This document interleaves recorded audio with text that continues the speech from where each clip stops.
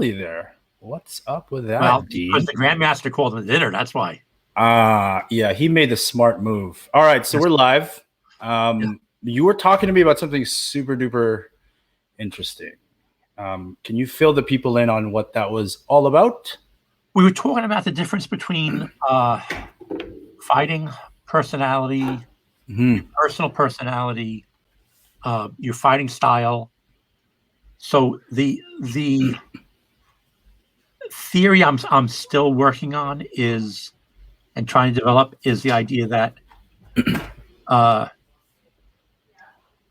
think the main thing looking at is the idea that a lot of the drills, people complain about FMA drills, and my working theory is, because it seems that the people who complain about them are what I would call natural fighters, is that a lot of these drills are meant for people who are not natural fighters. Right. And it's to get them, so to be a natural fighter has one, very courageous, naturally, physically courageous. There's a lot of people out there just orally courageous. You know, they talk a lot. I'm talking about actual physical courage. Right. I feel like I'm all of the above. Well, there is also a socially courageous, where you have a very thick skin and not easily embarrassed. And a lot of the physically courageous people are like that. But what was I saying?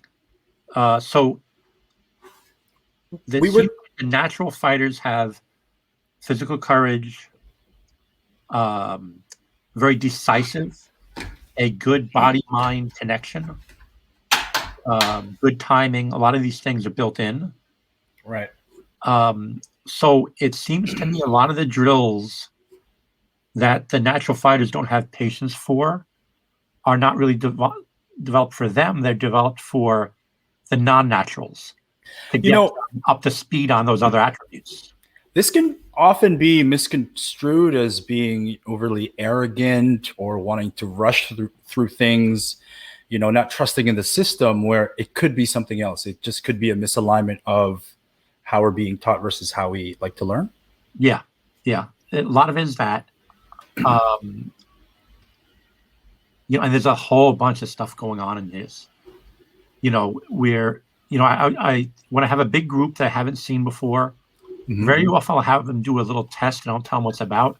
I'll say, okay, take your sticks, and I want you to walk across the room like you're naturally walking, but this time you have something in your hand. And what I'm looking for is to make sure they walk with an opposing gait, meaning if the right hand is out, the left foot is out. And the reason for that is it demonstrates a neurological problem if you walk with a non-opposing gait. Right leg and right foot go out together. Like a caveman how to walk, yeah. Right. And what's interesting, I got the idea of looking for this years and years ago, back in the 80s or 90s. We were shown a video from the FBI where they would take different street scenes of people walking down the street, and it was actors that the FBI had hired. But they showed it to a bunch of prison inmates who were robbers, muggers, things like that. And they asked them to rate these people on muggability. Muggability, essentially. I mean, they probably use a different phrase for it. Yeah. And the thing that was like blood to a shark to them was a non-opposing gait. Oh, that guy's a doofus. He's a country bumpkin. He doesn't know what he's. That was, they couldn't articulate it. Mugger said he has a non-opposing gait. I'm going to mug him. But that was like a blood to a shark to these guys. I remember there's this little woman in a red dress who was walking, looked like a businesswoman, Wood Street, but she was very decisive, determined, boom, boom, boom, walk quickly. Said, no, we want to touch her. She yelled, screamed, caused a commotion. This big, tall, skinny guy was looking at the sights, he was looking at the big city. He was walking with that arms together with the leg. And that was like blood to a shark to these guys. And it was either in that course or somewhere later, it was told to me that that's a sign of a poor neurological connection. And when I've had people in the class who had a hard time, so I think in the early days, sometimes I had people who were having a problem. I actually have the whole class make you guys walk. And they look at me like I had two heads. So I said, that's crazy. Okay, now let me see you walk with the 2 sticks, just to see. Now it's everyone knows how to walk. Do it with sticks. I just want to see. I didn't tell him why. And the guy who was having a real problem learning what I considered really basic stuff, and everyone else seemed to be getting, and that guy could not do it, was walking with a non-opposing gait. So there's a lot of factors in there. So let me ask you this: we have this information, right? Is it too much for a person who doesn't have a non-opposing gait, and layer all the other bits of information to say, I'm going to try not to walk with a non-opposing gait. I'm going to try to lift my head up. Is it too much? Is this really a thing that we can circumvent? Well, that's the thing. It's you got to have a balance. You got to give people what they can do. I mean, if someone's in a wheelchair, you're not going to give them a lot of footwork, right? So what I did with that guy is, instead of striking like 1s and 2s walking with an opposing gait, I gave him power hits. So he takes a big giant step, double force, hits with his right leg forward on a big 1, and then comes back as a big 2, stepping big, hard power shots. And his specialty, okay, now I forget what name, Harry, whatever the guy's name was, you're going to do these big power shots. Oh, I really like this. I can do this. He got into it. He had a good time. He got something he could walk away with and be able to use. But you don't get stubborn. Now, conversely, I was at one of my in-service training classes for my job. I was teaching baton to officers, and these were line officers. We would just go, in the building, empty courtroom, train them on baton or requalify them baton. And I was trying to show just a lead form push with the left arm, a block, and a strike with a baton, and hitting the guy in the thigh with this was a block. And the idea was, and I used okay, guys, everyone knows how to jab and cross, right? So let me just see his jab and cross, and that's the gross motion we're going to use him. And this one guy who was really having a hard time, he's like, I can't do this. It's so unnatural. I said, just a jab cross. He couldn't get the idea of, right, these sides, because you watch him walk, non-opposing gait. How rare are these people, Tuhon? Out of 50, let's see, put it this way. Out of 50, a seminar of 50, I would say there's a 50-50 chance of having one. Oh, maybe so 100, maybe one of 100. Okay, it's not common. Okay, so it's rare. Yeah, it's rare. It's rare. I just remember reading something from one of the guys. I forget how we got on the subject, but and this is an intelligent guy. This is a police detective. He says he has no internal dialogue when he can't hear himself speak inside his head. There's no little voice in his head when he reads a book. I can't. And then enter. Yeah, I can't it's imagine. real. I never heard of that before. Yeah, we were talking about something else, and he says, "Yeah, I got that problem too." And I forgot to ask him if he reads something, does have to read out loud. But the human beings are really complex, and there's a lot of us out there.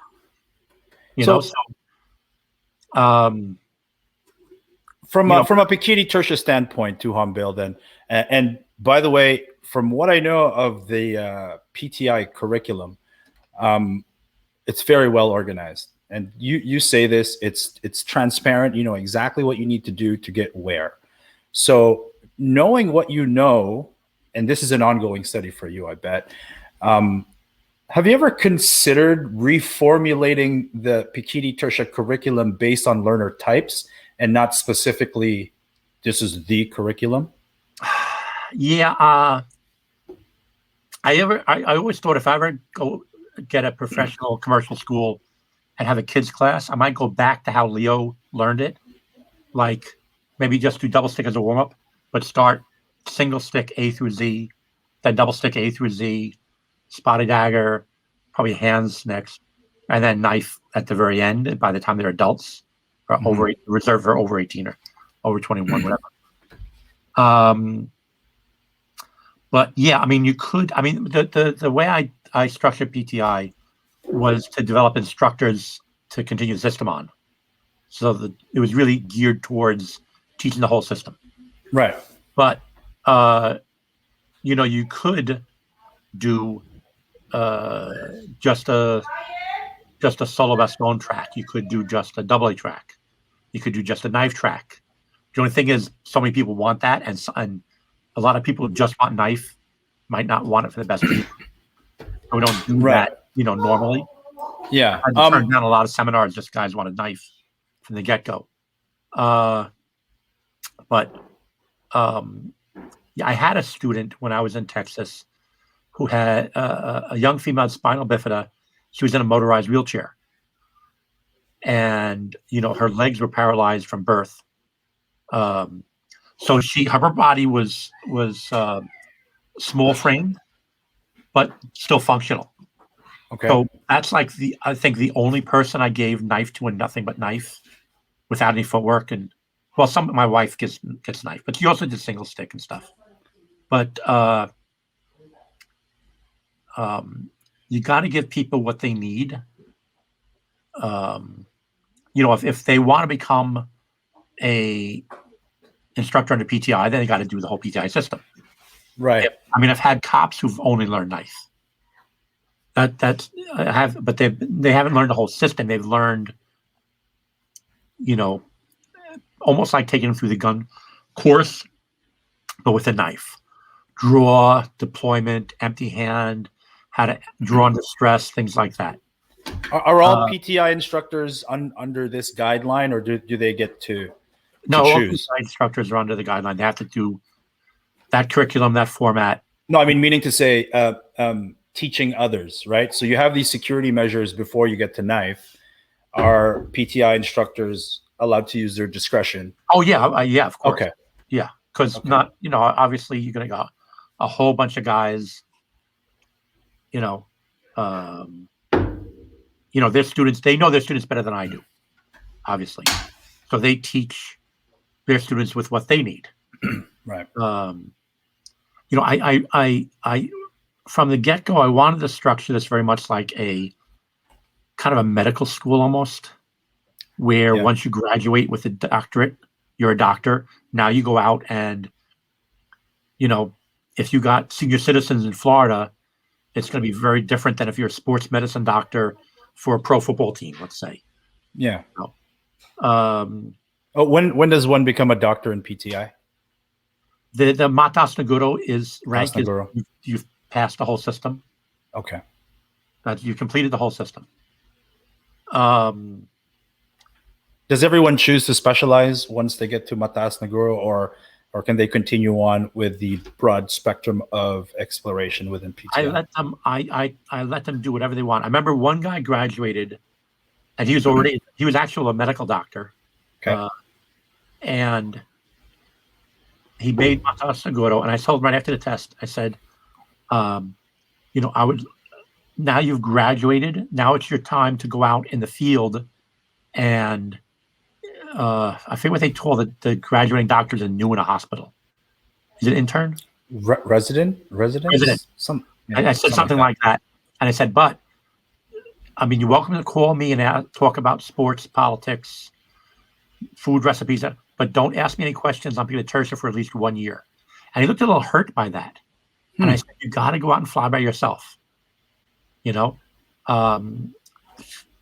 don't know everything. I'm just one guy. You have to go and say, is this meeting the needs of your students today? And then a year from now, is it meeting the needs of your students a year from now? Right. Because most of the guys who train into me have come from something else. A lot of guys with the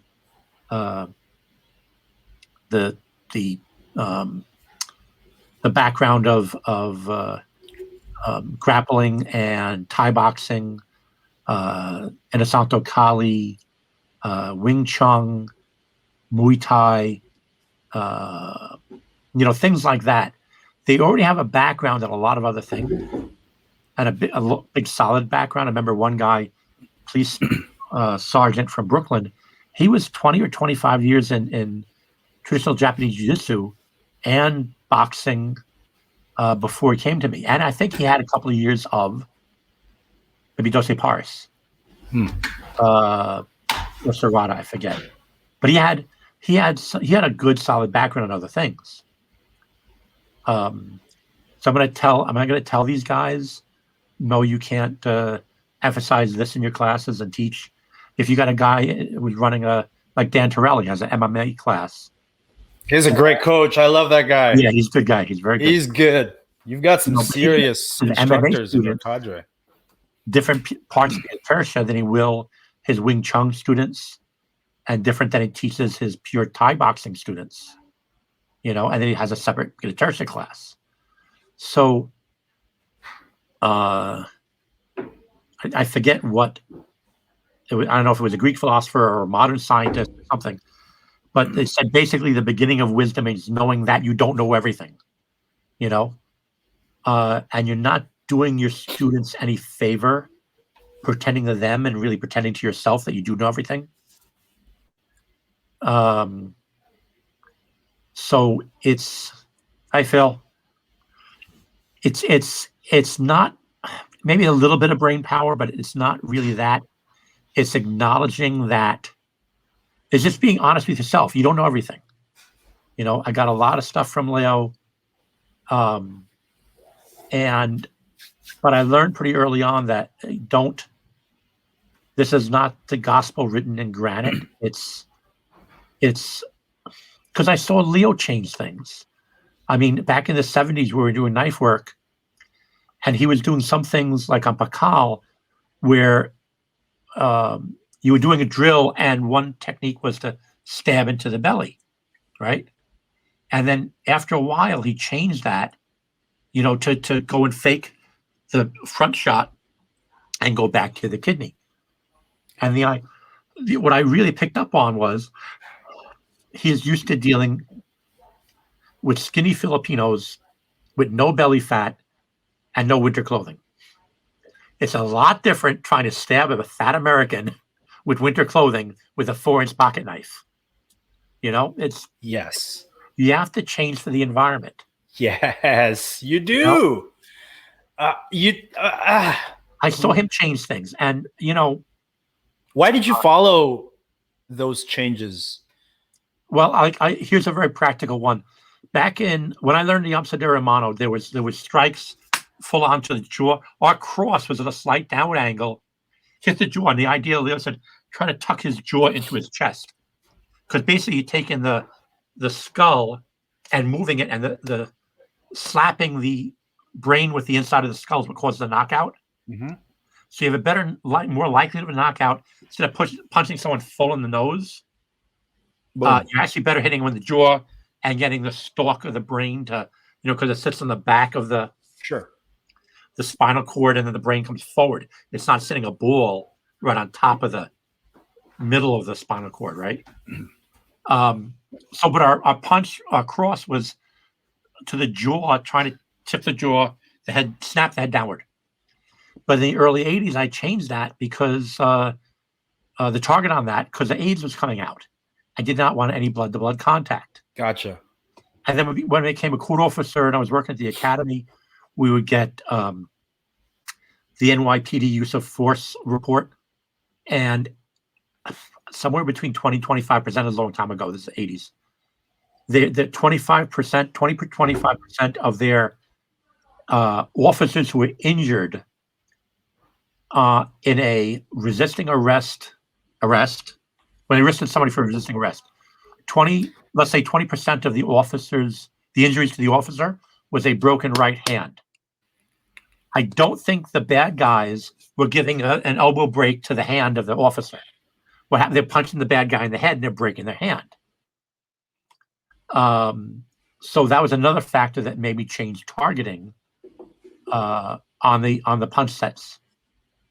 So you took data, you modified a system based on your calculation of where, based on probability and things like that. You changed it for the.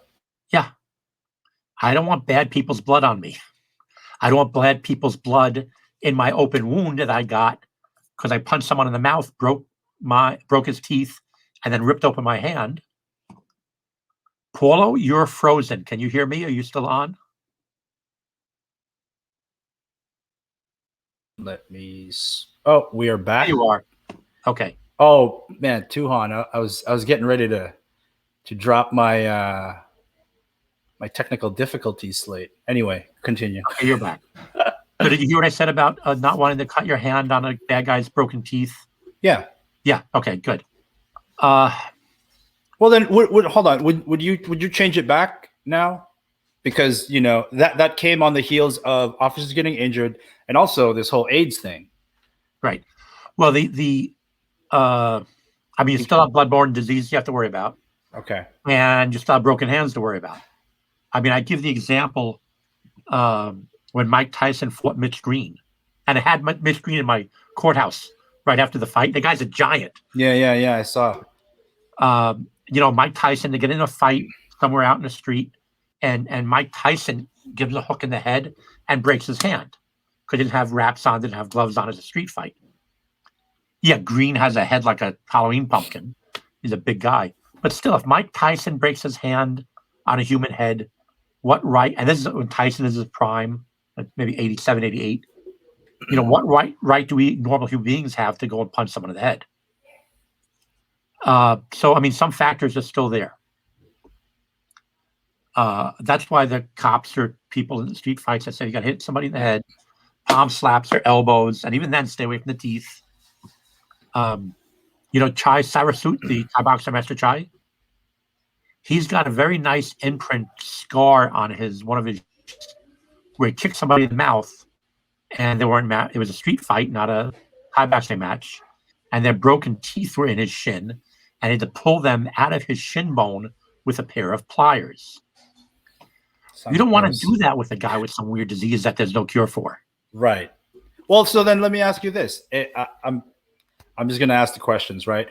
You live in New York. It snows, right? The ground surface gets slippery. Would you change Pekiti, Tirsia footwork models to adjust to the condition that you live in? Yeah, that's the thing. You have to realize that the warm-up drills where you're doing let's say a 3-step triangle, the full thing, is exercise to develop attributes. The reason that Tuhon Gahe could just do was, I mean, literally like the flash when he would come in on somebody. He was so physically quick, even up to his 40s and 50s work, was because of doing that from the time he was a kid. There's kind of like a boxer do road work. Mm-hmm. You don't see a boxer go and run for half an hour, in the ring. Sure. Do that. But it gives you the ability to fight for 12 rounds or 15 like the old days. I just saw the first Ali Frazier fight this weekend. They had it on TV again because of the 50th anniversary. And that is, those are some tough dudes. I forgot something about Ali, how well he could take a punch. When he would rope a dope, he wasn't just getting hit in the arms. He was getting smacked in the head and kept going. I was very, very impressed by that. But you got to have a lot of gas in your tank to survive something like that. Right. Well, if I didn't want to learn the Pekiti Tirsia footwork models, but I wanted to be good at footwork, and you were my instructor, and what other activity would you get me into doing? When I teach cops, I don't teach them with just the footwork by itself. So I'll teach them what I call chain drills.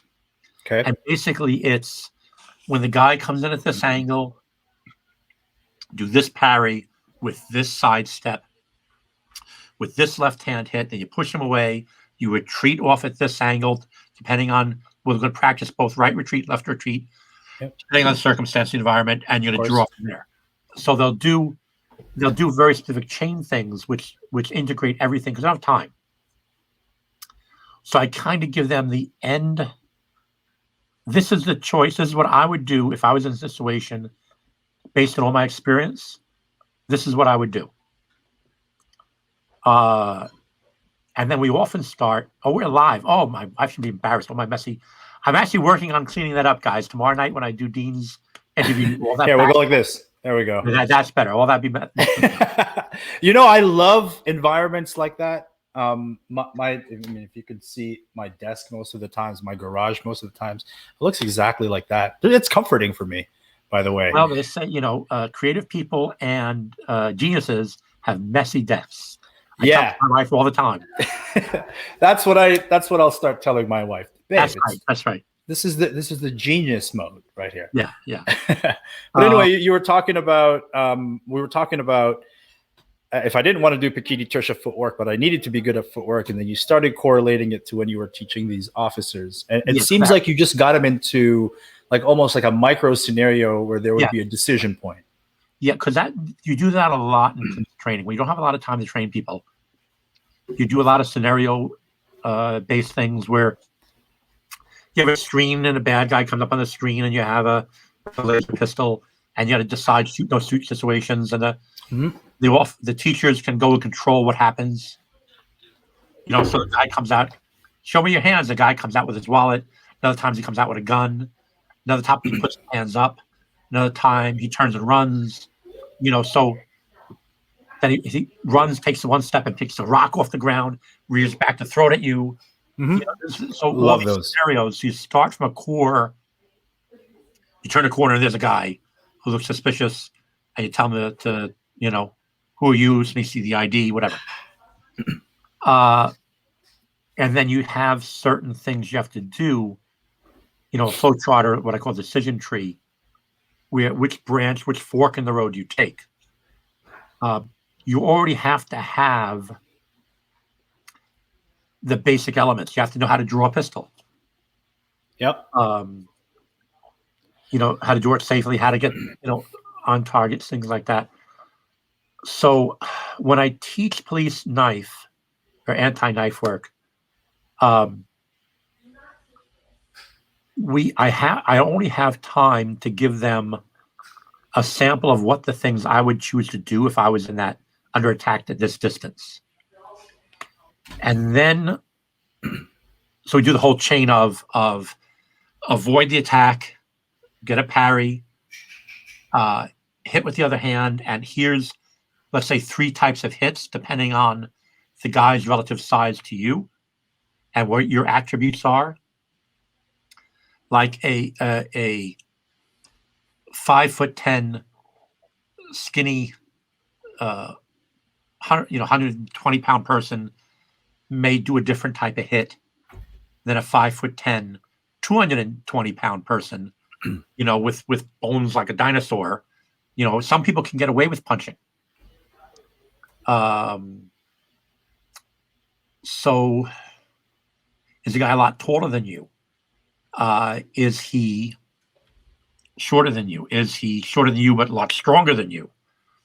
They don't like to talk about it. And I actually got slapped down by another academy officer. You can't say that, Bill. But male and female, there's a lot of difference in the upper body strength. Yeah. And they don't like to talk about that. They might cancel this podcast if we talk about that stuff. Yeah. We can't. I was trying to give the female recruits good science. I said, look, most men are going to have a third more body strength compared to a female of the similar body weight, and they're not going to be likely not your similar body weight. But however, your legs are equal in body strength. So use your leg. I was trying to teach them how to throw knees, and really, this is a good weapon for you guys. Nice. I like that. And the other officer, who was a friend of mine, who was trying to make sure I didn't get in trouble. No, you can't say that kind of stuff. I said, it's true. It's science. Doesn't matter. You can't say that kind of stuff. Science is going to get canceled real soon too. Yeah, unfortunately. Yeah. But, okay, so anyway, I'd like to ask you then a question, because I like this learning method, right? I like this decision-making tree. We're going to limit your options. We're going to create a micro scenario, and then you're going to develop your skill sets from there. Not just your technical, but your fight IQ, right? What is within Pekiti Tirsia, classical Pekiti Tirsia, that accomplishes that same goal? Is it the Seguidas? Is it the Contradas? How do we do this? Because I know when I spar, dude does this a lot, Yeah. All right. The classical Pekiti Tirsia, what we did was 3 years of the drills and 64 attacks. When Leo learned not as an adult. I was the only guy who had martial art training. Everyone else was like black belt this, black belt that. Mm. But when Leo learned, starting 6-year-old kid, 3 years of just footwork, and then 1 year of a syllabus stone on a tree, the 144, 12, strikes per month for 12 months. You can't teach an adult like that. They won't stay. Right. Most 7-year-olds won't stay. Yeah. But you got Grandpa Conrado in the Philippines in the 1930s. You're going to do exactly what he says. You're going to stay. Yeah. You're going to hit that tree. Yeah. You're going to hit the tree. And even me, when I was training, it was a lot of times we'd say, okay, go make this jab, do it 1,000 times. And the reason you take a kid to do that is you cannot teach them top down. This is why we're doing this. This is the theory of why this works. With a child, it's better off you just tell them do 1,000 times, and you set a hard goal. I never got to 1,000. They would always take mercy on me at a certain point. What he's trying to do is get you so physically exhausted that you have no choice but to do it the most efficient way possible. The right way is the efficient way. That's his goal. So if your goal is a real practical thing to do the technique the most efficient way possible, meaning that the most bang for your buck, the most amount of impact for the least amount of effort on your part, and the most amount of speed on target. And you have speed on target with raw speed, like the Flash, or we can have speed on target by efficiency of the technique. A small circle as opposed to a big circle. Right? But that doesn't teach me when I should be using it. It just teaches me. That's another thing. So we did the 3 years of timing drills from 64 attacks. 3 years. And what you're doing is you're getting a lot of samples of basically you wind up when you're into the process of 4 ways to counter each strike. Let's say inside, outside, high, low. Okay. And in amongst those is if your weapon arm is grabbed. Okay. So you get exposed to those without really knowing that this drill is for outside theory, this drill is inside theory, this drill is above, this drill is below, etc. And then you put it all together. So a lot of times I draw the diagrams of drills and say, here's this triangle, we're doing 1, 2, 3. Here's this triangle, we're doing 3, 2, 1. And here's this triangle, this technique is doing 2, 1, 3. And you go through each individually, and then you combine them to a 3-dimensional object where that you start off with attack 1, and instead of going to attack 2, which would be drill 2, you do next technique 3 from drill 3. Does that make any sense how I'm saying it? No, I'm lost. All right. It's like playing chess. When you first learn a technique, it's like playing checkers. Okay. That's just one drill by itself. Then you have, you learn 3 or 4 drills. Now you're playing chess. And then you start to go from drill to drill to drill anytime you want. And now you're playing that 3-tiered chess, like the old Star Trek TV show. Remember Spock and Kirk used to play that? Not only can you go forward, but you can jump down to the next board. But if there's a feeder, there's always one guy controlling the action, right? Yes. So that's the step of learning how to ride the bicycle and learning the techniques of turning right or turning left. When do you apply the brakes? You have to apply the brake at a certain amount of time, at a certain speed, a certain amount of force in the brake, right? So you have the basic training wheels part where you're learning balance. Okay. How to ride in a straight line. Then you're learning techniques of, or maybe a car is better, a car of shifting right or left, how much to apply the brake, using turn signals, being able to read the other drivers. How often you driven and seen another guy and you say, that guy's going to turn, even though his turn signal is not on. Right. All the time. Right. Yeah. Okay. Okay. Wait, hold on. Let me digest this because I love that analogy. I love that bridge because I get it. Like I know this guy's about to or you see a car approaching an intersection, and he's going to cross that line and he's going to stop late, things like this, right? And so what you're telling me is, but the thing though is, the process manufactures these moments where you get to develop familiarity, but from an infinite pool of potentials. Like roads are roads. There's only certain kinds of intersections. Yeah, fighting is more like, going out to the Bonneville Sword Flats and people driving without no roads and no traffic lights and what. So this is let me tell you the process I went through, and then some things I did to try to speed it up. Okay. So we did 3 years of drills, and then before we got into full contact sparring, Leo put us through a long period of range sparring, where you're standing you can't hit each other. Yeah. And you're trying to spar from there, right? Yeah. And so you're taking you're trying to figure out what you're doing right and wrong without physical penalties, right? But if you're being honest with yourself, that guy would have hit me there, Then when we did get into sparring, okay, now spar only the weapon hand as a target. So we're at Largo range, and just going after the weapon arm. Okay, and then if you see people starting to hold the weapon arm back, leading with the face. Okay, now weapon arm head, guys. We get head, right?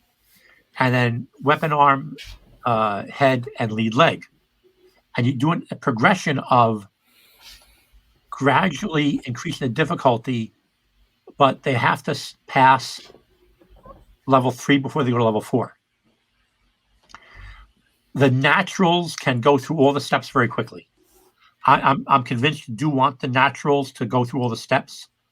It makes them better teachers, and aside from suckling when the baby gets something put in their mouth and putting their hands out when you fall, human beings don't have a lot of instincts. So you do have to give them some core fundamentals, but how long they stay in training wheels, can be very, very short.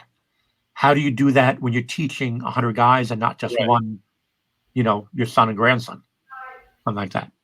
So a lot of it is honestly the Army marching at the pace of the slowest soldier when you have a big class. Right. And a commercial school is very different than an Olympic coach, where you're selecting people to be on your team. You're selecting the best and saying, how do I get this best better? And you're working them just hard enough where they almost but not quite get injured. And you have a very specific date of when they're going to go into the competition. Right. That's a very different group, or MMA fighter or a pro boxer or whatever. Very, very different training progress than someone who's coming to your class, wants to learn the whole system, wants to defend themselves, have fun, they're probably not going to get into, I've said this a lot of time, my spotted dagger fight. We're learning spotted dagger contradas. You're probably not going to get into an attack where you have a sword and knife and the guy attacking you has a sword and knife, and if you're Tirsia, we actually have specific grips. Like level 1 is the dagger hand is both in sack with you and the attacker, So it's a very, particular process where in Spain in the 1600s or Europe in the 1600s, you would have a guy, you have a rapier and a dagger, and you probably will have a guy attack you with a rapier and a dagger. Even if he doesn't use a dagger, he has access to it. So you have to be aware of, if you're dueling with a rapier and the guy pulls out a dagger suddenly, how to deal with that. It's environment. So then after we went through that process of range sparring and then limited target sparring, we went into full sparring, right? Okay. It is still under the rules up to Tirsia, where that the goals are, you're fighting a guy who has some training, knows what he's doing, and you're fighting more than one person. So don't go on the ground, don't wrestle with the guy all day. Our groundwork was basically take the guy to the ground, smack him, and then get out of there before bad guy number 2 comes up and you get stabbed in the back. So it was under those parameters. So we didn't have as much stick grappling or grappling in general as what you see today. because we were really, really worried about bad guy number 2. So what I do these days, though, is I try, because I'm teaching adults, and with adults, and I did this in my law enforcement class. I got the idea, I guess, for my law enforcement classes, but really I try to lead with, okay, guys, this is what we're going to learn in this class, and this is why I'm teaching it in this way. And when I teach this technique, here are the pros and cons of this technique. You can't give that stuff to a kid. They won't absorb it. They won't appreciate it. And they might even get discouraged by it. That technique is not Excalibur. It's not a lightsaber, Right. Unfortunately, you get that with adults sometimes too. But nothing wrong with lightsabers, Tuhon. Yeah. I'm down with lightsabers. But before you continue, let me just ask again. How long was the distance sparring period of time before you moved on to sparring? I want to say a month or 2. Oh, it wasn't a huge amount of time. Yeah, it wasn't years. But it was 3 years of drills. 3 years of drills. And then before you got to the distance. Yeah, maybe not too much, probably a month. Okay. May have been just a couple of weeks. Don't forget, we were training Tuesday and Thursday nights for 2 hours, and then Saturday was 4 to 6 hours. So per week, we were getting a decent amount of time. Yeah. And then, we were off training by ourselves a lot of times too. So I'm thinking about it now, the 70s is a long time ago. I would say a month, no more than a month for distance sparring.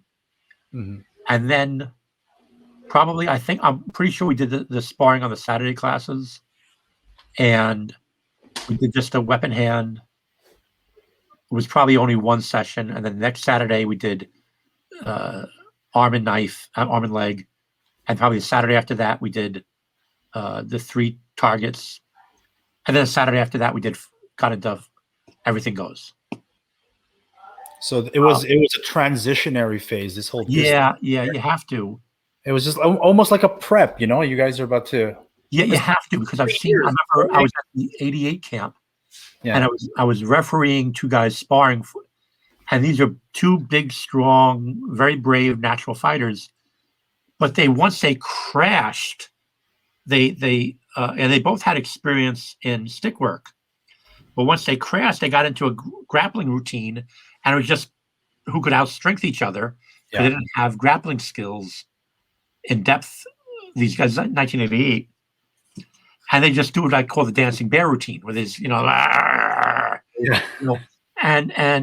how many YouTube videos have you seen where not only is bad guy number 2 stabbed the guy on top, pounding the guy in the ground, but sometimes the guy's getting pounded, his girlfriend comes up, stabs the guy in the back, or kicks. I remember one time she kicked the guy in the face with platform. She would just knock the guy right out, like a football place kick. Boom, probably a soccer kick. But so what I try to do with in these days is try to get past people through each phase when they're ready to go. When they pass, they pass. Cool. I mean, I've divided classes up sometimes in 3 groups, and it starts in group A, and then okay, guys, do this. Okay, you guys are ready to go to group. This 2/3 are ready to go group B. You guys stay in group A, and group B works on this. Bump. Okay, after a half hour, whatever. Okay, now this 1/3 of this group or half of this group. Now you guys go to group C technique, and you guys continues practicing A, or maybe some of those guys can now move to B. B guys keep going, or maybe a couple of the B guys can now go to A. A guys, you stay in A because you're not perfect in one class. Keep going. And I'm trying to do that more and more. Cool. There's two faults an instructor can get into. Is keeping people in training wheels too long, and the other is dropping them in the deep end of the swimming pool before they're ready. So finding that balance is the tough part to me. Absolutely. And the way I get around that is we all start in the shallow end of the pool. Sometimes you just start in the shallow end of the pool as a warm up. I remember Tom Bizio in his classes would start with footwork, and the beginners would do, say, just footwork drills, and the advanced guys do footwork drills with strikes. And so everyone does footwork, and it's a 10, 15-minute warm up. And no one's going to complain about a 10, 15-minute warm up. And if you think, well, I'm too good for this and I got it down, you ain't perfect, so don't complain. Do your 15 minutes of warm up. What's the danger? Again, going back to the whole distance sparring thing as a short transitionary phase to introduce you to contact sparring. What's the danger in extending that transitionary phase to, let's say, we're only going to do distance sparring now for 2 years before we get into full contact sparring? I would say after, I started, the first time I did a seminar was 1979 when Leo sent me out to California for a seminar. I've been teaching a long time. 2 martial art groups, police groups, a lot of different types of groups. Okay. I was teaching a seminar in Asia to a group who ended up with some of those guys got in some serious stuff a year afterwards, and the leader told me that we lost some of those guys. So it's serious stuff. I'm doing this a long time with a lot of group of people. You have to be flexible and tailor it to the guys when you can. So I've kind of settled on when I can. I got to put those provisos in there because you're teaching some people under time constraints, you can't. When I can, I'll do that graduation ceremony. Some kids can skip a grade in school, So we all start on the basic, we all start on level 1, and then the guys who are good go to level 2, and the guys who keep going can go to level 3. I've done sometimes where I've had a big group like Rick Fay's school in Minnesota, the Kali group, MKG. I did a Sagita seminar out there. We had a huge gymnasium. It's just long, probably longer than a basketball court, maybe not as wide. And what we did was divide it into 3 groups. This group did set 1, this group did set 2, this group learned set 3, and that's what ran through the groups. And I get set 1, technique 1, set 2, technique 1, set 3, technique 1, and ran back and forth between the groups like that. And then I said, okay, guys, your job after the seminar is done is cross-train each other. Love that. So group 1 teaches the other 2 groups set 1, 2 groups, etc. And they're filming it, so they have good review, and they had guys who were a lot of experience in that school. So I would recommend to instructors to be flexible, and when we were taking my son around to different colleges to see what he wanted to do, we went to a New York State school. We went to the Dutchess County Community College. We went to a private college, and we went to the Culinary Institute of America, which is the cooking school. And my son didn't want to be a chef. That's fine. We want to see what he wanted to do. He wanted to be a high school history teacher. Okay. But the one that impressed me most was the Culinary Institute of America, because it was very focused on getting people a knowledge base as quickly as possible. They have a 3-year course.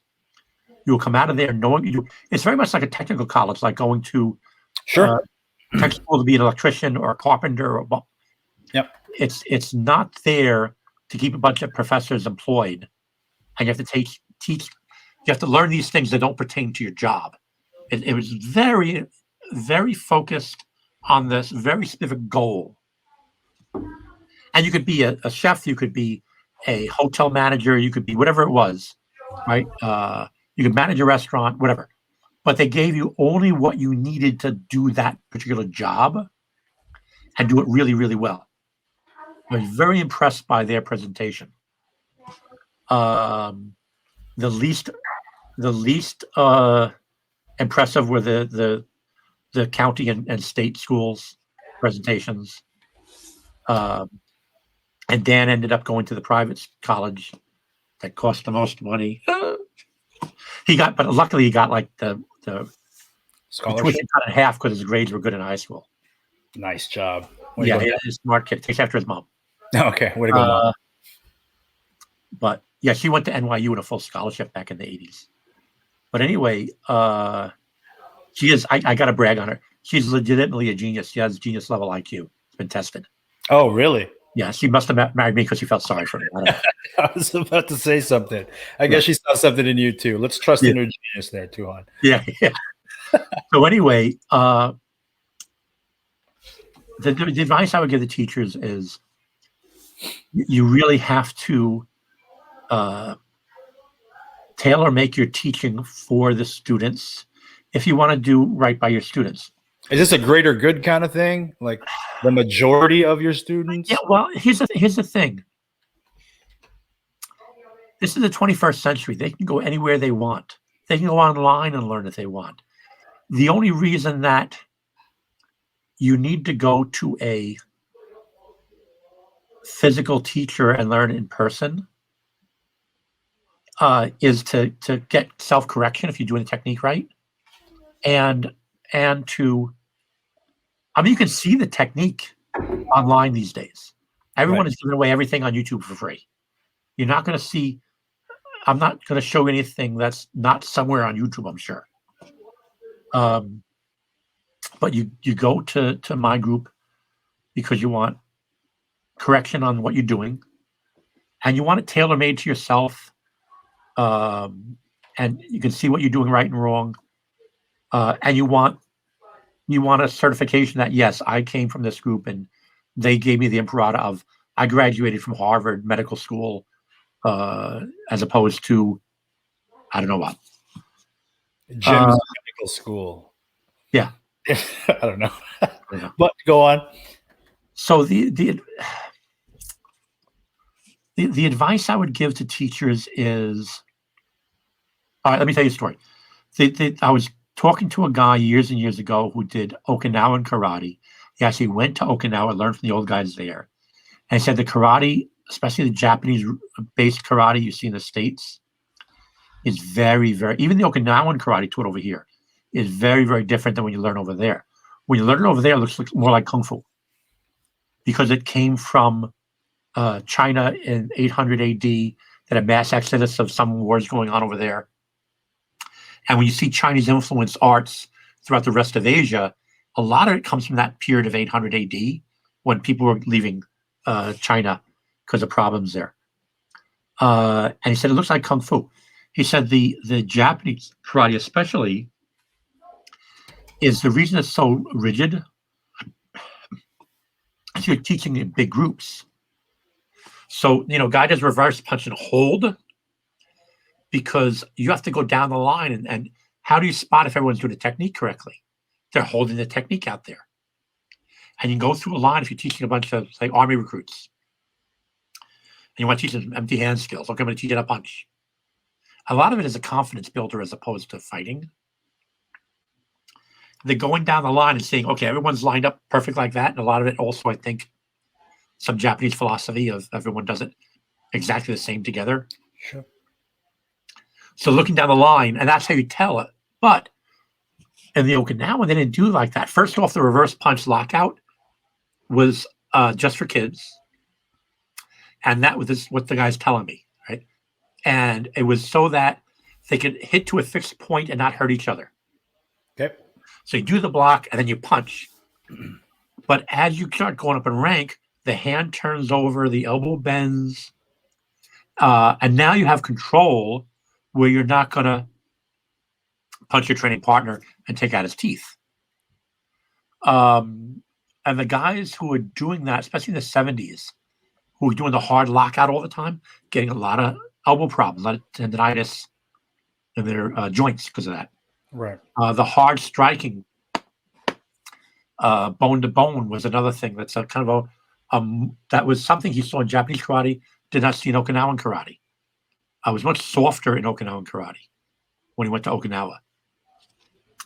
So a lot of the things that are being taught in a big commercial school are done because it's a big commercial school. Got it. And I see a lot of people doing things in FMA schools because they learned at a seminar and the teacher was giving you the training wheels phase, because when you have a big group, that's all you can do. And they think that's the driving phase without the training wheels, and they propagate and perpetuate that. That's a big problem, huge problem. The other problem I see is they first learn with beginner sticks and they stay with beginners, lightweight beginner rattan. So a beginner makes a mistake, doesn't hurt the other beginner. Right. But you're not supposed to stay there. So they should be using a lot heavier rattan. And they should not be using rattan at all when they're hitting the tires of the heavy bag. Wait, what? When you're hitting tires or heavy bag? Yeah, you use the letter sticks for that? No, you shouldn't be using that at all. You should be using the train. You should be using heavy. I said you shouldn't be using rattan at all. Oh, okay. You go to the heavy stick. What I recommend these guys is an axe handle. Because it's heavy, it's fighting weight wood. Right. And not likely to break and get destroyed. Yeah. So the two things I usually harp on, and when teachers ask me that question, is, they shouldn't be holding on to the edge of the pool at the shallow end and just practicing their kicks the whole career. Don't keep them in the training wheels phase too long, and get them into fighting weight rattan,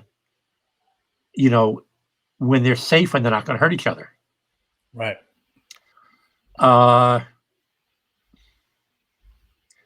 So a lot of times when I tend to run on a lot. I'm sorry, but it's okay. I can cut you off. I think people would get upset at me though. Okay, I'm going to cut you off right there. I love swimming. I can swim at the deep end, but even still, I just like hanging out in the shallow end. I enjoy that. I enjoy hanging out at the shallow end. So, I mean, I guess there's nothing wrong with, crawl, walk, run, and then walk a little bit and then crawl a little bit, even though how to see with the grandmasters over and over and over again, when they practice by themselves, nobody watching, what are they practicing? They're practicing the basics. Chris Malgiri is a JKD MMA guy who told me a story. He was teaching at a joint seminar with 4 or 5 other instructors. And I think he was in his 30s at the time. And he would go out before the seminar, before a camp. He might have been even helping at an Asanto camp, I forget. But he would go out and go for a morning run before class. And he would go, and there was this Japanese kendo instructor, kenjutsu, with a bokken in the courtyard of the hotel. And he was just doing this vertical cut. Inhale, exhale. Inhale, exhale. Inhale, exhale. Just walking back and forth, back and forth. Chris would go out for a run, half hour, whatever it was, come back, and he's still doing this. We'll call it a number one cut, right? And he said, Sensei Ken, after he got to know him, every time I go off on my morning run, I see you doing this number one cut. When I come back, you're still doing the number one cut. Were you doing the number one cut that whole time, or did I just happen to come back while you're cycling through things? He says, oh, no. I only do the number one cut as my morning warm-up. He says, I've been doing this martial art for 60 years, and I think I'm finally beginning to understand the number one cut. And I have heard variations of that over and over and over again. Sometimes I don't believe it. Yeah. It's this is what the grandmasters do, because you're not going to be perfect. You're not going to get perfect in a human lifetime on the most basic thing. Absolutely. And what I tell people is, when you practice something, you're running let's say a groove in your nervous system. When you first learn it, I hate these cameras. Your brain is figuring out which nerve pathway to take for the most efficient use of the technique, right? Okay. And then once you figure it out, oh, okay, the middle finger is the most efficient path for this technique. Then when you do it slowly, you're, let's say, wearing a groove or a memory groove in that nerve. So you can start going at speed and you're not going to jump the rails. Like I mix metaphors, but it helps. You see these Olympic bobsleds where they go down straight, and they hit a turn, is that the turn is raised up. Yeah, correct. You go around the curve like that, or like the Autobahn in Germany, you see those. So the longer you do that groove, the longer you practice perfectly, the easier it becomes for you to do the technique better at speed. Anybody can do the technique good, slow, but if you want to do it fast under stress, you want to have a lot of repetitions correctly. Scattered repetitions all over the place doing it wrong help your muscle endurance, but do not help your ability to do the technique correctly under stress. And correctly is efficiently, and efficiently is defined as doing it at maximum speed or maximum power of delivery. I often wonder about, muscle memory and how long it takes to correct a bad habit, because I find sometimes that some of the methodologies are sort of contradictory philosophy, right? People always talk about, practice doesn't make perfect, perfect practice makes perfect. Right. And then you're in this stage of doing this thing for so long. And then you add such a dynamic, world changing element, such as an opponent, of what value? Two things helps with that. One is gradually going deeper into the pool, where we went from drills to range sparring to targeting just a weapon hand, then targeting another factor, just weapon hand and head, then targeting head, hands, and the leg, then everything. We didn't jump in the deep end of the pool. We swam step by step to the deep end of the pool. Right. We snorkeled before we scuba dived. There you go. We swam with no equipment before we snorkeled. Yeah, in my short time in Filipino martial arts, and I'm not saying this to like sound arrogant or anything like that, but I've matched up with some people who have studied FMA for a really, really long time, and they are like a fish out of water in sparring, and they've just recently got into it for whatever reason, or something happened in their past where they took a long layoff from it. I think people like just to spar me. I think people really like to spar me because I'm not that good. But you'll charge in. You'll commit. Yeah. Plus, I have this energy where I sort of make it okay for them to make mistakes and vice versa. But I've squared up with people who have been studying for decades, and then when they spar, it's like, oh, okay. Have they just kept the training wheels on too long? I don't know. You get older, you get out of shape. It depends on. I think I said it to you when you asked me about sparring, and I said, "What do you got to do? You got to put your sparring equipment on, and do your whole workout. Eat, sleep." Huge, big advice from Tuhon Bill. There's a big difference between sparring with light gear and sparring with heavy gear. When we first started sparring, we had the heavy kendo masks on and heavy body armor. I hated that stuff. I was just slow. My depth perception was terrible. And then around 1980, I think Tom Beezer was still in college, and I started to go to the college gym and spar with him on knife, and we had fencing headgear, and I think it was like football shin guards or something we had on our hands. It was very light armor. That's cool footage whenever I see it. You guys look like Frankenstein. Like it's just and a lot of football shin guards. Yeah, what Leo had us doing when we were sparring for tournaments was our goal was to align with and go to the Philippines for tournaments, and we're trying to align with the Philippine government tournaments. So there's a lot of things we were doing that, like our first full contact tournament, I don't believe we could hit to the hands. So but that was and our regular range sparring, when our regular sparring, we could hit the hands. But when Leo came back and from the Philippines, having Tom just won the tournament over there, we went through a period where we were really trying to go under their rules. Yeah. And I didn't like that at all.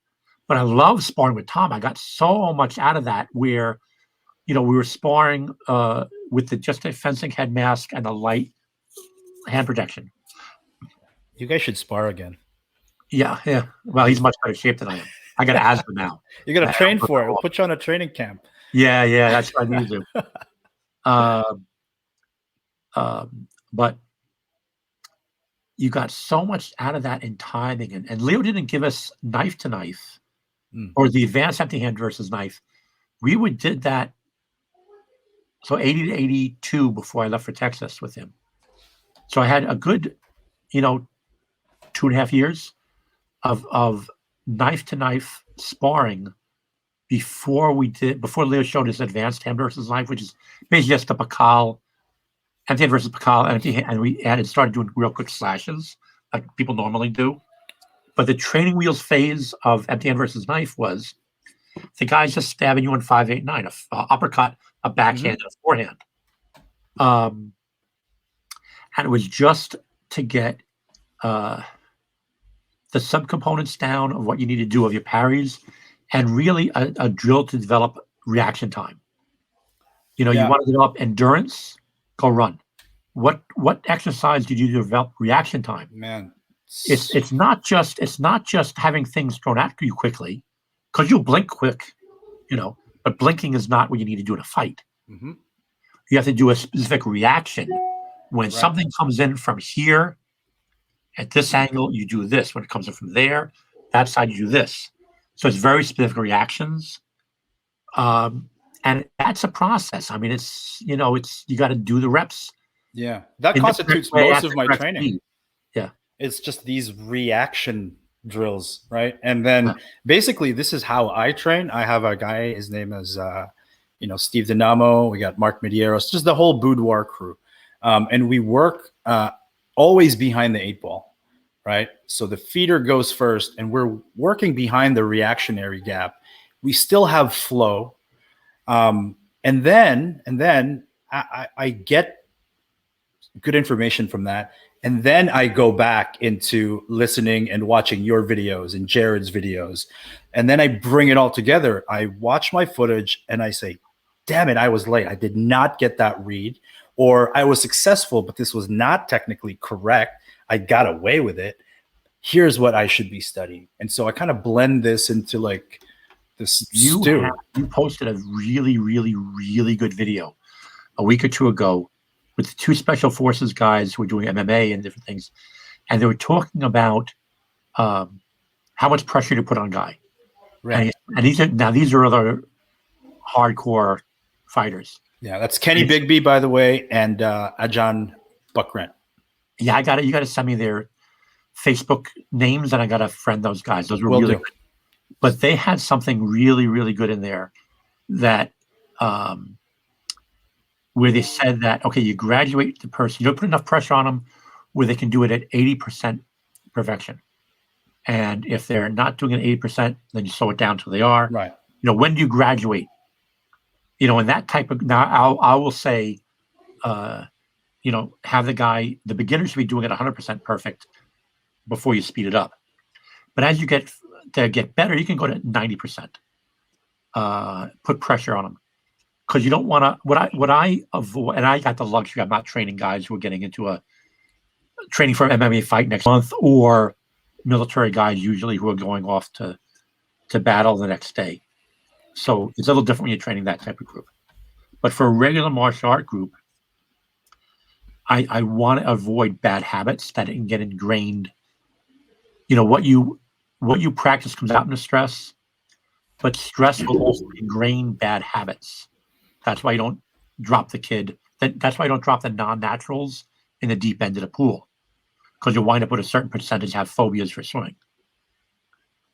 So I see a lot of guys who I think spar too early, and will jump in there and you see them either playing tag with each other, standing and just trying to make one hit, or they charge in, take a couple of hits, then they get grappling range, and if they're good grapplers, they just throw the guy on the ground. Hey, I could take a rattan hit, or that bear dance you were talking about. Yeah, or they do the bear dance. Yeah. So how to avoid that? So, I think the range sparring helps a lot, and the limited target sparring helps a lot. Yeah, huge. Yeah, and you have to let people progress to the next step. When they've passed the test in step A, they go to step B. If they haven't passed the test, maybe they need to stand a little more time in step A. And especially a lot of young guys are impatient and they want to get what everyone else is doing.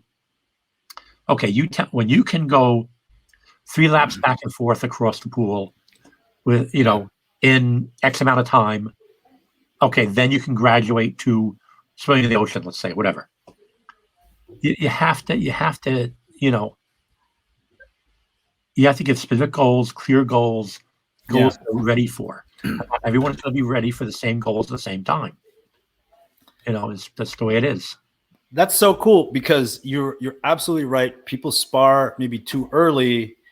They're not invested into the art. They're not even sure if they want to take it, and then they're gonzo, right? Yeah. For me, it was different. I jumped right in, but then it was almost like, like I have a kid with my girlfriend. We're married. Like, can't just leave her now. Like I had an investment into wanting to do Filipino martial arts. So any negative thing that ever happened in this path for me, I just saw as, okay, this is making me stronger. It's going to make me better the next time this happens again. But I can totally see where, without that relationship insurance, they divorce FMA very, very quickly. And some of the stuff we talked about earlier also ties into that, in that you can prematurely judge your potential spouse, aka martial arts, right? If just because you had a bad girlfriend that one time, it doesn't mean you're not into girls anymore, right? Not all girls are weird, unless you see the guys who have been divorced 8 times, and then it's probably you. It's not. It's probably you, dude. Yeah. Anyway, but let me give you an analogy from World War II. Okay. You don't like my girlfriend analogy? No, I think it's more serious. Okay. When the Americans first started fighting in World War II, they're still using bolt-action rifles. They didn't have the Garand yet, or if they did have the Garand, I forget. But the generals, the leaders of the militaries, were World War I veterans, where they had a bolt action and they didn't want. I think there was a resistance to the Garand, because they were worried about the soldiers shooting too much and running out of ammo. And then the soldiers who were on the front lines actually fighting were using something called fire for effect. They would fire at a guy behind cover to keep him cover, right? While their buddies would flank him and then get him from an angle where the cover was not effective. And the generals who learned, they were actually in combat, experienced combat veterans, but they were using bolt-action rifles in World War I. They were not in that same environment. They were in trenches. They were not using the same equipment. And they had a lot of resistance to the regular troops getting semi-automatic rifles. You had obviously machine gun teams in World War I, but that was very few guys. Most people had bolt actions, and they were fighting a certain way, in that environment. The thing of the generals always fighting the previous war. Like the Maginot Line that the French had was perfectly designed to stop World War I tanks. Did not stop, Rommel with World War II tanks and just going around everything. So what I'm trying to say is people are not taking the transition phase. So the analogy I would use with that fire for effect is people are either playing tag when they spar, if they get into it too early, or they charge in and they're trying to get this hit and they cover that whole distance of that no man's land without any strikes to keep him behind cover. So Maybe an instructor taught him that. Maybe it's the World War I guys who are trying to pass along. It's entirely possible. Right. What I've tried to what I emphasize with a lot of guys is throw a strike in the gap, knowing you're going to miss, but knowing that, okay, what is his going to be cut or reaction to that be? And then you should, with a subtle forward veer off you won't get hit by that on the power stroke. Maybe you strike a one and step a little bit to your right as you charge in. I'm not attacking a center line. Let's say I strike a one in the gap and I'm charging towards his right shoulder or just off the right shoulder. So when he comes with his one, there's my umbrella, but I'm not absorbing all of that. And then I come in and now I take the center line, but not to the center, but a little bit of an angle so I can overcome his block with his left arm. You're collecting data in fight. Yeah. Right? You're conditioning your opponent in some ways. This is excellent stuff. Now, if you have a teacher telling you, like a boxing coach who's watched the other guy fight, say, you know what? He drops his right when he throws the jab. So when you see him throw the jab, you take a little step, to your right, and you throw that cross on his jab. You know what I'm saying? It's you want to plan the fight with how the guys don't just charge him like a bull. Treat the thing like it's a sword.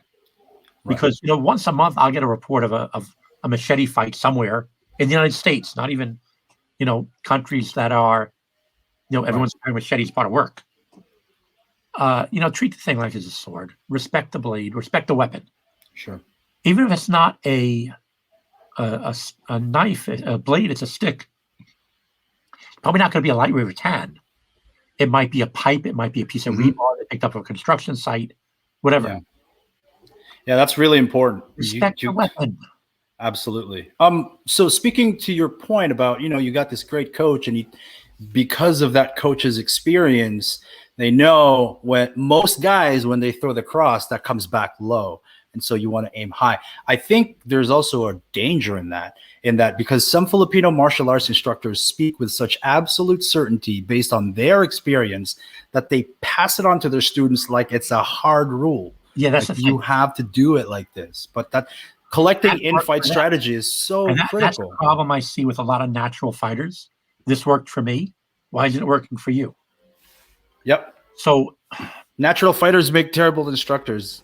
A lot of times, yes. A lot of times, yeah. Or at the very least, until they get some mellowing and instructing technique. Yeah. Is the technique of doing it, and there's a technique of teaching it. Yeah. Like I've seen videos of Mike Tyson teaching people footwork drills and heavy bag drills. He's doing a pretty darn good job. He's explaining it articulately, patiently. He's a lot older now, So. And he's into psychedelics now. He's really connected to the cosmos. Maybe he's toned him down a bit because he was a hothead when he was young. 100%. I mean, if you listen to his hot boxing podcast these days, it's a completely different person. Yeah. So compassionate. You should be different at 50 than you are at 25. Yeah. Right.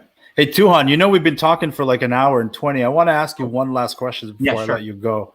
And there's this whole idea that PTI, Pekiti, Tirsia International, right, is this academic school, right?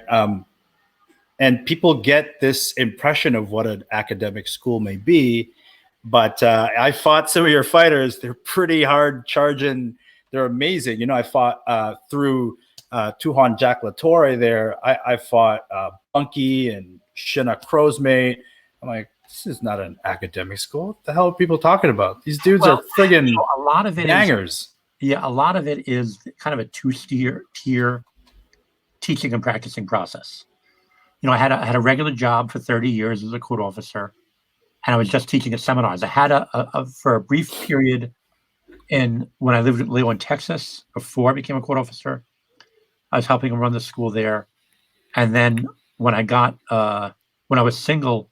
In the 90s, I was working in Manhattan, and I was teaching Tuesday, Thursday nights in Manhattan, a regular school. But even there, I couldn't do the things we did in the 70s. I couldn't have sparring in my school. Try to have full contact weapon sparring Try to get an insurance company to do that. Right. When I started PTI, we were able to do sparring at our camps, but that was an outdoor environment in the woods. You really can't. It's very hard in the limited spaces I had. When I was running regular classes, there was a lot of times in dance studios, just with a full wall mirror on one side. You can't do full contact sparring in a place like that. So a lot of times our sparring was reduced to once a year at camps, or if I did seminars at other people's schools and they had, like, once you get outside New York and outside of the Northeast, there are very different rules on insurance. Yeah. And you don't want people to lose their house, get sued, and cause all kind of problems. So you have to deal with it. It's macho to say, "Oh, we spar." Blah, blah, blah. Yeah, you got a house and a wife and kids to support. Yeah, you got a job to go to tomorrow, buddy. So what we did was a kind of two-tier process of, I would do a seminar at someone's school, teach them as much technique as possible for the most people, and then it was their job to spar when I wasn't there, because they're bringing me in, paying good money for a weekend. Right. Just a lot of times it wasn't practical. Of course. At least the United States schools. Europe, I have a little more flexibility, because a lot of times Europe, I'm there, for 4 days at somebody's school. So I'll do the weekend seminar, then Monday and Friday and Monday we get to play, and we'll do some more things with the instructors that are different than over here. But like the guys like Jack and whatnot, the first seminar the first camp came to, I held it in my backyard, and I was young and a little naive and was trusting. I lucked out that if somebody got hurt there, they wouldn't sue me, but it could have happened. What happens if somebody, I had two really tough, strong, natural fighters sparring, doing knife sparring with just rattan nubs. But you can pop somebody in the throat with that. All you had is fencing gear. Yeah. It's a lot. It comes out of that clinch too. It's how they fall. It's really. Yeah. No one got a broken elbow. No one got a broken neck. There's certain things you just can't do in a regular school environment these days. Leo, if somebody sued him in the 70s, he goes back to the Philippines. What are they going to sue me for? He didn't have any money. Maybe that's what happened. For what? I got it. So it kind of, and plus with your, supreme organizational skills, I think this reputation sort of developed, I guess, over time.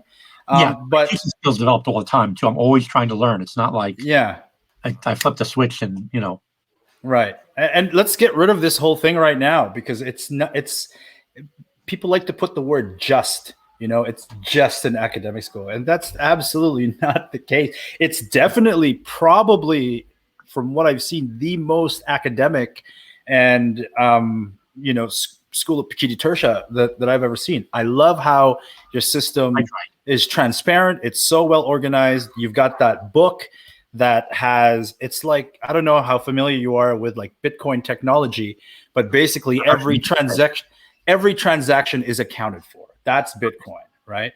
And so that's what I see in PTI. There's never going to be, and because this guy's a special example, like that dude from Mexico, right? PTI is never going to have, a Tuhon Jesus like that, because it's in the ledger, and it's. Yeah. You tend to structure it a certain way. Certain people tend to avoid coming to you in the first place. Right. So I guess what I'm trying to say is I'll see you in Mexico City for the Pekiti Tirsia World Championships. Tuhon, Bill, what a pleasure it's been to talk with you. We got to do this again. I'd love to have you on again. Well, we're going to talk tomorrow about. Let's talk tomorrow. Yeah, stuff that's on topic with Dean. Read the article on the fighting styles I sent you, or it's on my Facebook page. Do me a favor, when this goes on my page, will you share the link in the comments as well, so that everyone can access to it? If I get my writing website together and I can do the personality types. That's interesting, yeah. I don't know why. It's a WordPress thing, so maybe WordPress went down. I don't know. Yeah, I love how whenever there's a conversation about something, you're just like, here, I already wrote an article about it. You think a lot. And that's a good thing. For a long time. Yeah. That's right. That's my personality. Tuhon, Bill, talk to us about some upcoming events in your calendar, and then let's get going. Okay. So what's going on this year? We got the summer camp in early August. That's in Rochester this year, right? Yes, in Rochester, New York this year. I don't have registration open for that until May when we find out what's going on with COVID. Things are looking good. Things look like we're going to get the vaccines out to everybody, and there's medicines in the works that will also look good. But there's new variations of COVID that are coming out. Yeah, hitting the ground. So it's still kind of up in the air.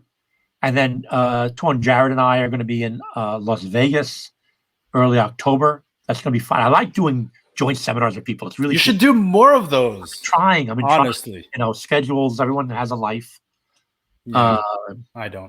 I would talk to Mark Denny a while back about doing a joint law symposium where I would do the Tirsia spear. He would do the staff work he got from Grand Tuhon. That Leo wasn't teaching that kind of stuff. I think he got it after he went back to the Philippines. And I'd like to get one or two other guys, maybe Joe DePaul from Portugal, maybe a Lubo from oh yes, my friend Mark Medeiros has just discovered Jogo de Pau. Stick fighting in Portugal. I'd like to get some mid-height staff work and have a symposium where 3 or 4 teachers get together and we divide up and we all teach this stuff. Yeah, you should call it the stick measuring contest seminar. Yeah. And then and then people get a lot of material in a short period of time. You learn a lot through comparisons. That's why I like to teach with other people. That is a whole different topic, Tuhon, Bill. Like comparative learning like that. I know you have an article about that. Learning through comparisons. Actually, it's I got 2 huge. articles. It's huge. It's really important. It's how the human brain learns. Right. Absolutely. Yeah. Cool. All right. So look forward to that. This has been a lot of fun. Thank you very much. Oh, real quick.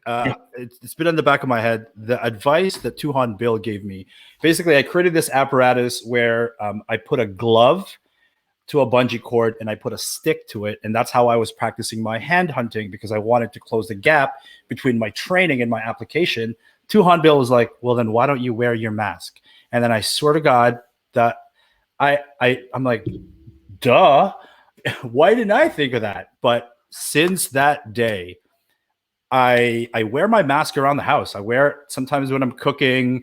I wear it when I'm playing baseball with my kids. I wear it when I'm training. It just acclimates me to being behind that fence on your face.